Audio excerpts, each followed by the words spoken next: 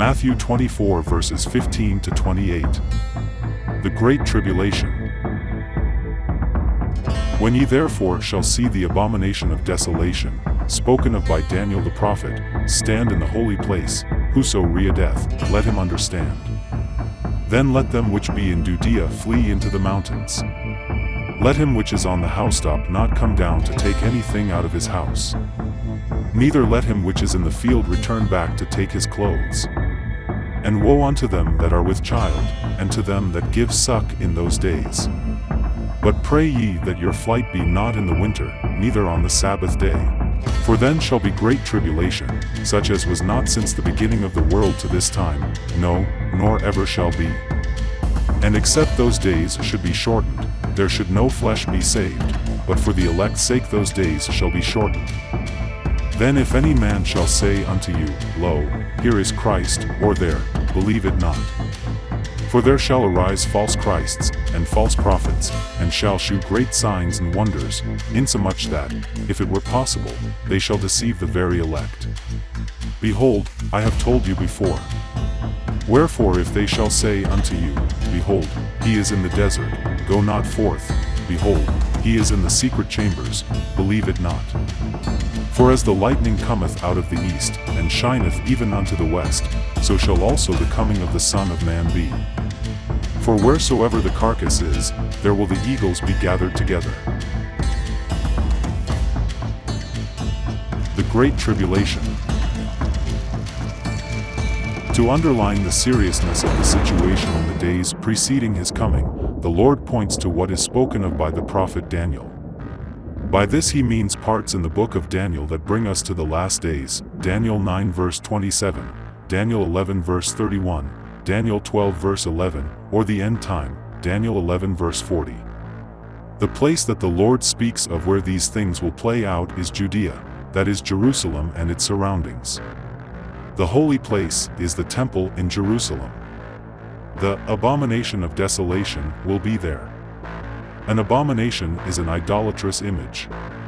The abomination of desolation means that the idol will cause desolation. Because of that idolatrous image, God will bring great misfortune upon the land through the Antichrist, the one who set the image up, to which he also commits himself by showing himself as God. 2 Thessalonians 2 verse 4. The statue is the image of the beast from the sea and represents the dictator of the restored Roman Empire. Revelation 13 verses 12 to 15. It is a word to the remnant of Israel and not to the church. The Lord tells them that those who are near to that area must flee to the mountains. The mountains will be the only suitable location to hide from the Antichrist and his followers. There will be no time to lose. The persecution comes like a storm in the desert. Any delay can be fatal. If you are on the roof, you shouldn't go back into your house to pick up essential items. If you are on the field, you must not attempt to pick up your cloak that you have placed somewhere else on the field. The watchword is, flee for your life. To give in to any other thought will result in death.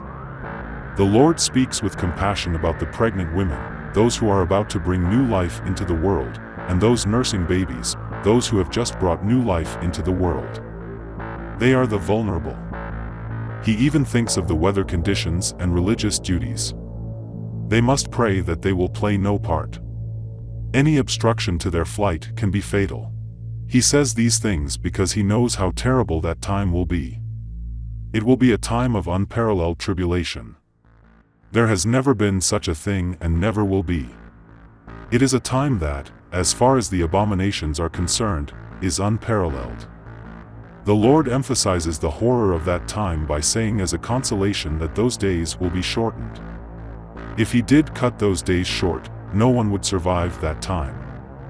This cutting short is made for the sake of the elect. He knows all those who belong to him and, in view of them, ensures that the maximum suffering is not exceeded. Cf 1 Corinthians 10 verse 13. He points out once again that this time will be particularly hard because of the false Christs. If, in the midst of the greatest ordeal, people present themselves as those who want to give help, there is a huge temptation to respond to it. Those false Christs and false prophets will present themselves by doing great signs and miracles.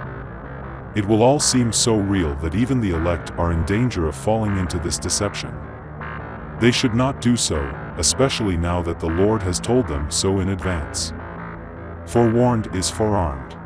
They should not let themselves be lured out of their hiding place by fine words to go to a wilderness or an inner room because the Messiah would be found there. The wilderness, where John preached, Mark 1 verse 4, is not the setting of the Messiah. He is also not in the inner room. They are all traps. When he, the true Messiah, appears, it will be like the lightning that comes from the east and flashes to the west. With this the Lord also answers the question the disciples have asked in Matthew 24 verse 2. His coming will be seen everywhere.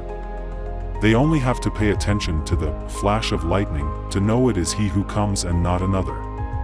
He will come as the Son of Man, that is to say, to rule over all the earth and not only over Israel. The first acts of his government will be judgmental acts. Where the objects of judgment are, there he will appear, as vultures gather where dead bodies are.